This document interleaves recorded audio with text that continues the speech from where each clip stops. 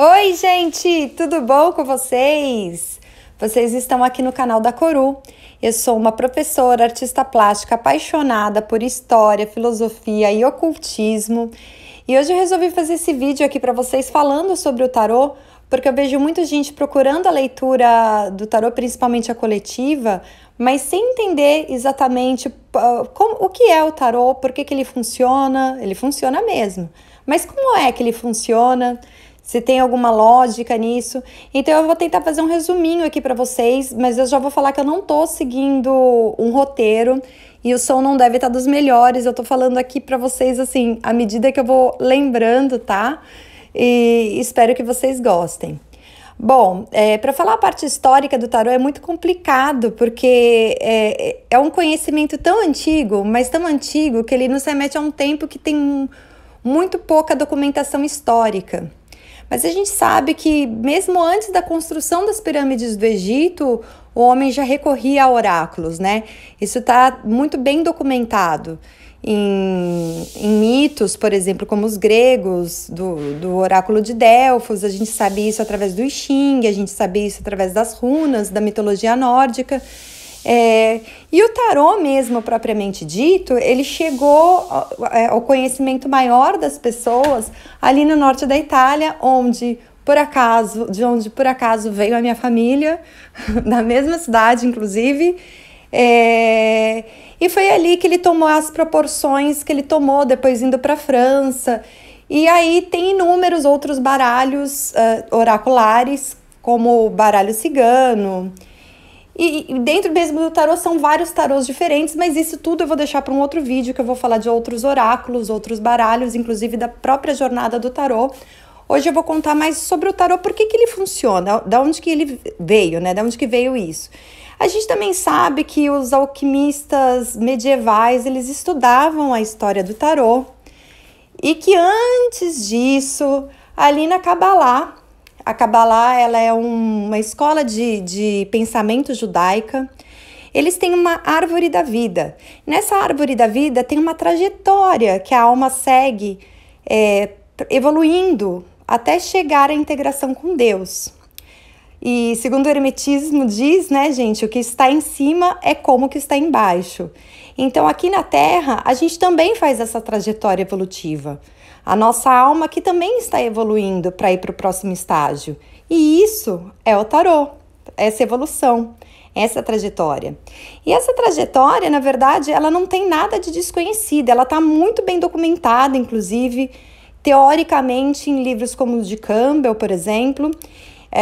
Sempre que se trata de um herói e que esse herói tem uma jornada, é a jornada do tarô também, tá? É a jornada do louco que se joga e que vive tudo aquilo que eu vou fazer esse outro vídeo contando. Mas o que eu posso falar para vocês agora é que essa jornada do tarô, ela tá em tudo, ela tá em todos os contos de fadas, quase todos, nos filmes, nos livros. E a verdade é que a humanidade sempre precisou desses mitos, desses símbolos para entender sua própria jornada, para entender seu próprio universo interno. E dentro disso, a humanidade sempre pensou que se tivesse alguma maneira de acessar as consequências das suas escolhas, talvez conseguisse agir da maneira mais correta, da maneira mais certa. E o tarô nos traz essa possibilidade, gente. Como, né?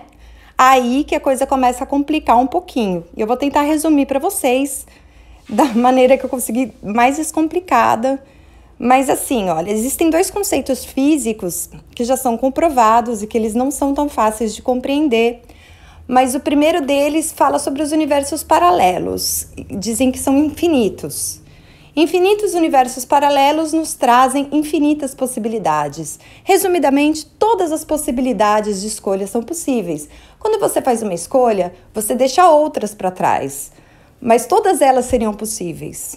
Escolhas pequenas, escolhas minúsculas, todas poderiam ter possibilidade de acontecer.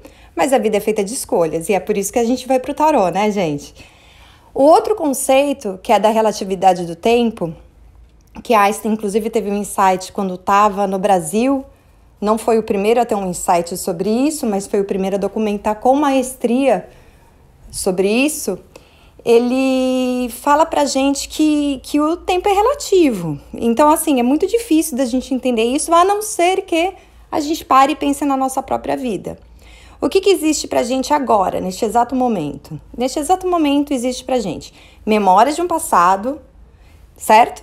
Expectativas de um futuro, mas tudo que a gente tem de concreto, de real nas nossas mãos é o presente. E mesmo esse presente, daqui um pouco tempo, vai virar memória de um passado, certo? E mesmo assim, olha, um passado recente já é passado. Eu comecei a gravar esse vídeo e falando essas coisas, já virou memória de um passado recente, mas virou. E o futuro também, ele há de virar memória de um passado. Ele ainda não aconteceu, mas ele vai acontecer. E se o tempo é relativo, ele virará memória de um passado. E para onde que vai todas essas memórias, se o tempo é relativo? Bom, aí que tá. Existe uma coisa que eu vou chamar de caixa preta da humanidade, tá?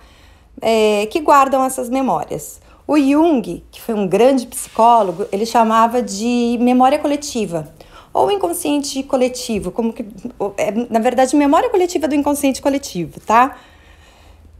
Mas tem gente que chama de registros akáshicos. Eu acho mais fácil chamar de caixa preta aqui para todo mundo entender e para facilitar. Bom, o tarô, ele nada mais é do que um fofoqueiro dessa caixa preta. Ele vai lá, ele dá uma espiada e ele traz pra gente a fofoca. Mas lembra quando eu disse dos universos paralelos e que todas as possibilidades poderiam acontecer? Pois é, o tarô diz assim, olha... Se você e todas as pessoas envolvidas nessa situação, dessa leitura de tarô, continuarem a agir exatamente como estão agindo, é isso que vai acontecer. Gente, o universo funciona de uma maneira perfeita, é como uma equação matemática. E o tarô fala das probabilidades matemáticas se nenhuma ação modificar aquilo. Mas a gente tem o livre-arbítrio, gente, não só a gente, todos os seres à nossa volta têm o livre-arbítrio. E qualquer coisa modifica isso também. Vocês já devem ter ouvido falar do efeito borboleta. Ele diz que só a delicadeza do voo de uma borboleta pode modificar todo o destino do mundo. E é verdade, sabe? Porque o futuro, ele nos traz todas as possibilidades. E tudo isso está escrito a lápis. O nosso livre-arbítrio é a nossa caneta que vai escrever o que a gente vai viver de fato, sabe? Então, é mais ou menos isso que acontece, assim que funciona. Precisa de um dom especial para ler o tarô? Não. O que precisa é de um conhecimento específico sobre o significado das cartas. Tem que estudar bastante sobre o que significa cada uma delas, junto com outras. Precisa de uma certa abertura para acessar essa caixa preta da humanidade. A gente também precisa de muita empatia para reconhecer as diferentes energias e vibrações que nem sempre são leves, muitas vezes são energias muito densas e que acabam nos deixando muito cansados, que acabam nos deixando até doentes. Por isso que valorizem, por favor, o trabalho de uma pessoa que lê cartas. Parem de pedir para a pessoa fazer jogadas enormes gratuitas para vocês. Sério, valorizem porque a pessoa está desprendendo um pouco da vida dela para dar para vocês. Então, mas assim, não precisa de um dom especial para ler o tarô. Nem para nenhuma outra coisa que requer um dom, sabe? Porque Deus nos fez, o Criador nos fez absolutamente iguais. Ninguém é mais especial que o outro, ninguém tem algo melhor que o outro. A única coisa que a gente tem é interesses e facilidades diferentes, sabe? Mas a gente pode desenvolver qualquer dom. Se eu resolver, sei lá, virar bailarina, talvez eu não tenha tanta facilidade para isso, mas se eu for lá e me esforçar, talvez eu consiga. Outro dia tava uma moça aqui do canal falando para mim sobre o crochê e eu tô doida para aprender crochê e desenvolver essa técnica. Não tenho dom, mas posso desenvolver. Então é importante saber que a clarividência não é um presentinho que Deus deu para poucas pessoas iluminadas. Não existe isso. Todos nós nascemos com todos os dons.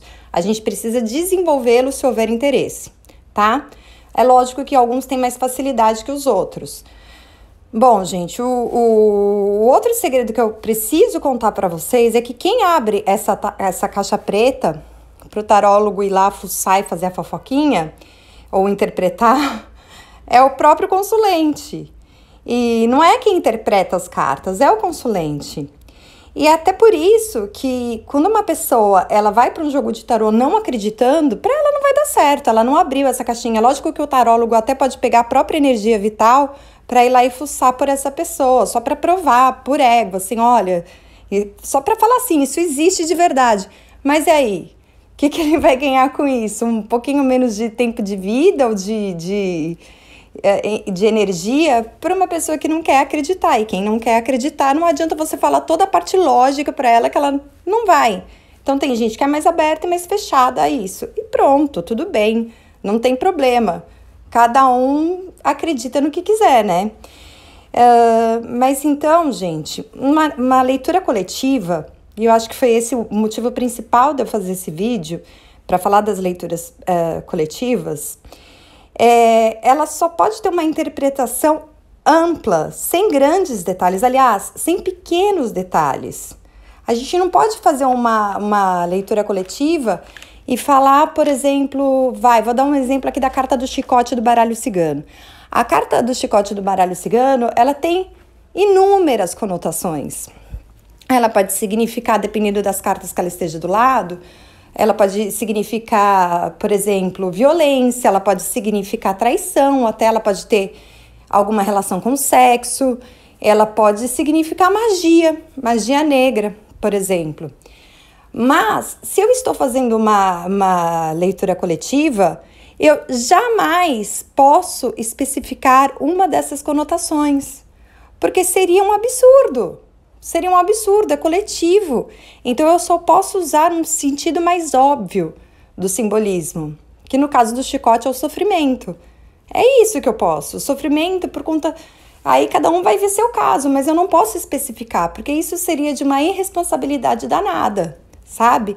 Até principalmente falando sobre magia negra, gente, porque lembrando que a magia negra, ela só funciona para quem acredita nela. Então daí a gente vai plantar essa sementinha do mal na cabeça da pessoa para quê?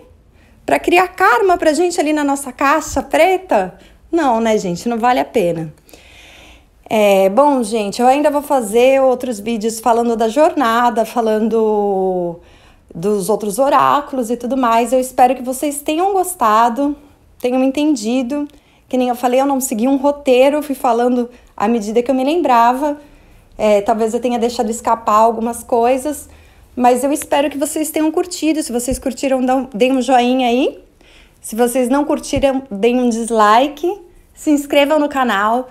Beijo e fiquem com Deus!